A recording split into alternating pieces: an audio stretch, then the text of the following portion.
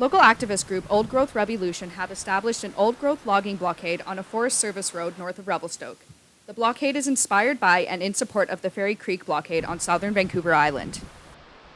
On July 7th, I drove about 122 kilometers north on Highway 23 and up the Bigmouth Forest Service Road to the blockade. There I spoke with protesters to find out more about why they've mounted a blockade. As environmentalists, I've been on committees and writing letters for 15 years, and we're very excited because the government set up a panel of foresters to make a study of what's going on with the old growth, and that was released a year ago.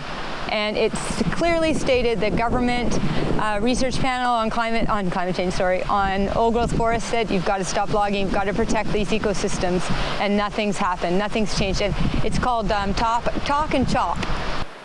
The demonstrators come from a wide range of backgrounds, from high school students to Métis elders. Each has one thing in common, a passion for protecting old growth trees. Métis elder Eloise Chalet-Berclan describes her reasons for participating. I tell them, how many generations do you think this tree has stood and watched our kind come and go? For how long? Do you think this tree doesn't carry wisdom? Organizers emphasize that this movement is not anti-logging. Instead, they advocate for sustainable logging.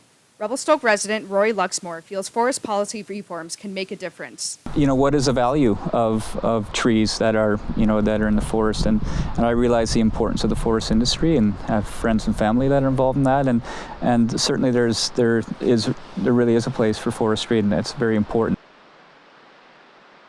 I feel really strongly that Revelstoke's local economy can thrive on ecotourism and sustainable logging. And I would love to see a future in Revelstoke where we have a sustainable logging practice, but we've protected our old growth successfully, and that we enjoy it in other ways. Old Growth Revolution says they will rotate blockades throughout Argonaut Creek Valley until their demands are met. This includes the deferral of logging in the rest of the valley. For RevelstokeMountaineer.com, I'm Bailey Gingras Hamilton.